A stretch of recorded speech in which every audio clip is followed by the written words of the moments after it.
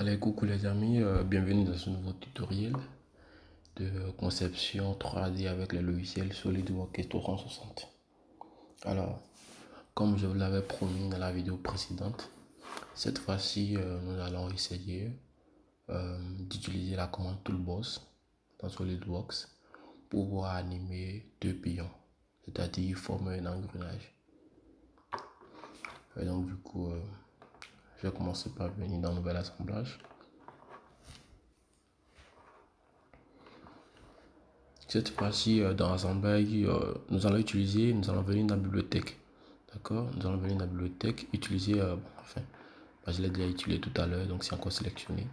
Nous allons utiliser la commande Toolbox. Et donc, du coup, pour ceux dont la commande Toolbox n'est pas encore activée, d'accord? Vous allez voir activer maintenant et vous cliquez dessus et vous allez activer la commande Toolbox. Donc, il y a plusieurs normalisations, il y a américain, il y a l'Allemagne, il y a l'Europe. Mais quand même, nous allons utiliser l'ISO. Et donc, du coup, je viens ici.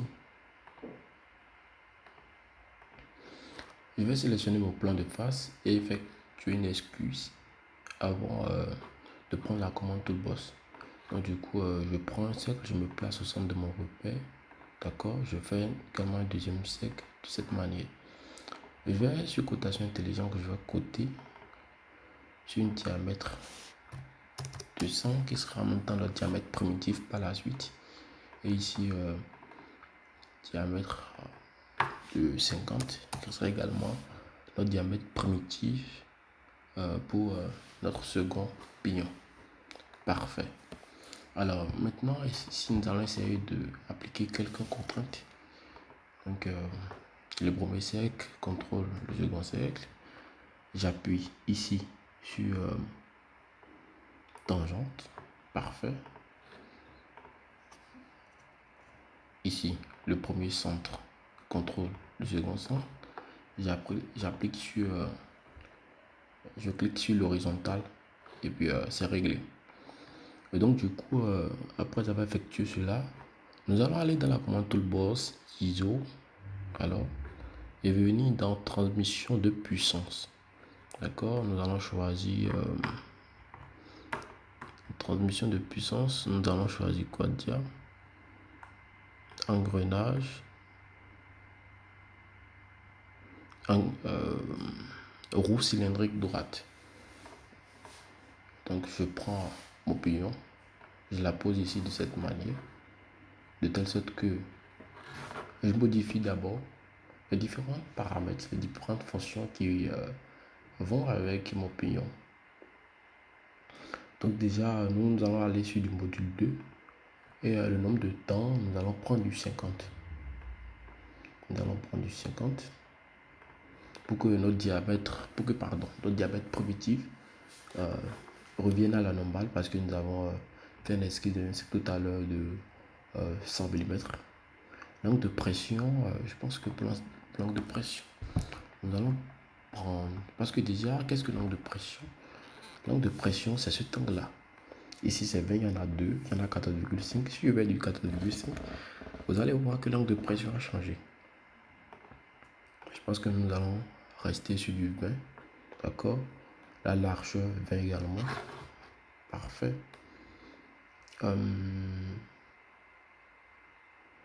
Le diamètre nominal de l'arbre 38, je pense que c'est parfait. Donc, nous allons rester sur ces différents paramètres là et je valide OK. Une fois validé, le pignon se sélectionne de lui-même. Je clique, j'en veux une seconde, je clique, j'en veux une troisième également. Donc du coup échappe, j'en veux deux juste. Et donc pour ceci, je fais clic droit, éditer la commande Toolbox pour voir modifier les différents paramètres qui vont avec mon second pignon. Et donc du coup, nous venons ici, le nombre de dents. Je pense qu'ici nous allons prendre 25. Nous allons prendre 25. Ouais, hop, 25. Enfin, il y a une petite erreur. Enfin, c'est pas une erreur en tant que telle. C'est parce que je dois modifier en quelque sorte le diamètre de l'arbre. Avant, on était sur du 38, donc du coup, je pense que maintenant, nous allons prendre du 18. pouvoir résoudre ce problème-là. Parfait. Donc du coup, je pense tout à l'heure, j'avais omis quelque chose, c'est pas grave. Je vais revenir dessus. Donc le module c'est 2, nombre de dents 25, en de précision, de pression, donc moins 20. La largeur reste toujours sur du 20. D'accord. Ici, il y a quelque chose, la rainure. Donc du coup, on va prendre rainure carré.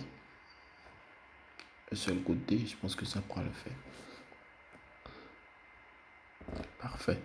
Ici, nous allons revenir sur le grand pignon, éditer la commande toolbox parce que en ce qui concerne la rainure, je voulais juste prendre un turn, mais en réalité par défaut, deux se sont sélectionnés. Donc du coup, je vais modifier cela à nouveau. Justement. Donc ici, nous sommes sur du rainure. Voilà. Parfait, c'est réglé. Et donc, je vais essayer de déplacer en quelque sorte mes composants. Je vais déplacer le deuxième pignon vers ma droite. Et si possible, essayer de roter cela en faisant une petite rotation pour l'aligner dans le plan dans lequel je travaille. Du coup, je fais pareil pour le second. J'essaie de faire une petite rotation. Bah, on constate que c'est impossible. C'est juste parce que le composant est en quelque sorte bloqué et donc il va falloir libérer le composant. Donc du coup, avec clic droit, on vient sur libérer. Voilà, on le libère. Je pense que comme ça, on pourrait déplacer comme on veut. Donc du coup, je reviens sur rotation de composant. Voilà. Comme ça, je peux faire ce que je veux. Et donc, à partir de là, maintenant, je pense que nous allons appliquer les contraintes. Nous venons sur contrainte. Donc, sur contrainte, déjà, je prends cette force. Je prends le plan de face pour l'aligner dans mon plan de face. Et je valide OK. C'est pareil pour le deuxième. Je reviens en contrainte toujours. Je prends le plan de face. Je sélectionne mon composant. Le plan de face toujours. Voilà. Et je valide OK. D'accord. Donc déjà ici, je vais m'aligner également ici pour que les choses soient un peu droites, directes à voir. Parfait. Alors maintenant, qu'est-ce qu'il nous reste à faire? Il nous reste nos types de contraintes à appliquer. Nous venons sur du contrainte toujours. Ici, je vais sélectionner là cette arête intérieur et notre cercle est aligné dessus pour que les deux soient coaxiales. Je fais pareillement pour le second. Je sélectionne toujours l'arête intérieure et ceci pour que les deux soient coaxiales. Parfait. Donc déjà ici, nous venons d'appliquer deux types de contraintes. Donc je peux essayer de faire roter, de faire tourner ceci pour voir un peu ce que ça donne. Le second également, je pense que ça voilà. Parfait. Okay. Donc déjà à partir de là, je pense que on peut déjà cacher. C'est ce qu'on avait fait au départ. Alors, ça nous reste la dernière étape maintenant pour pouvoir finir notre conception. Si vous voulez, nous allons appliquer une apparence d'abord avant d'aller vers l'animation. Et donc du coup, je viens ici. Je pense que nous allons partir de quelle couleur? Du bleu si vous voulez.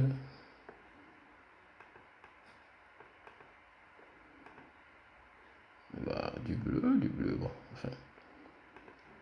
Peut-être du vert avec... ok. Et avec une seconde couleur. La seconde couleur, ok, les deux en même temps. Je pense que ça pourra le faire. Parfait. Donc du coup, pour l'animation, je viens ici, composition de doc, flow simulation, je viens dans étude de mouvement.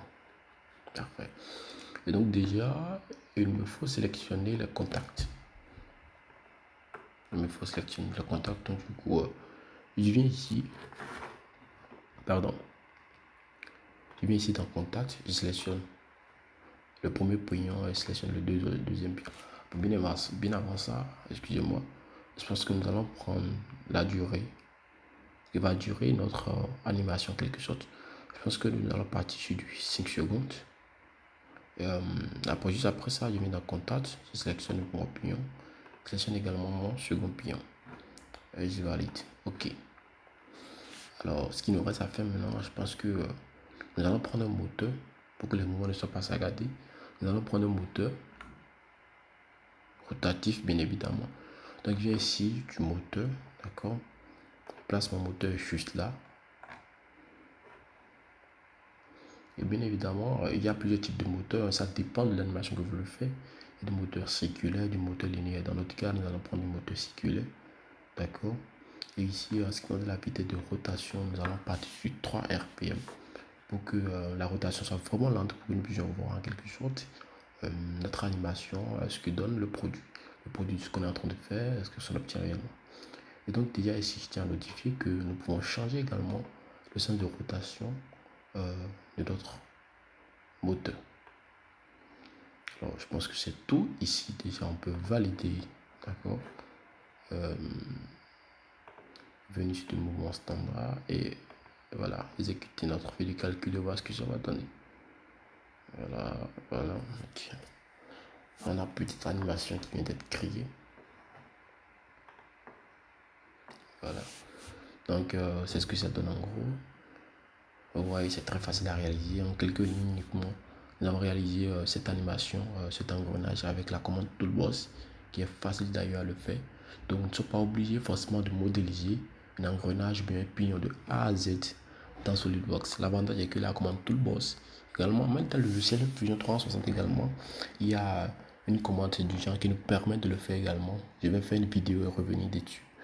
Alors, si vous avez des questions, des suggestions, n'hésitez pas à me les poser dans les commentaires pour que bien évidemment je puisse m'améliorer dans mes vidéos.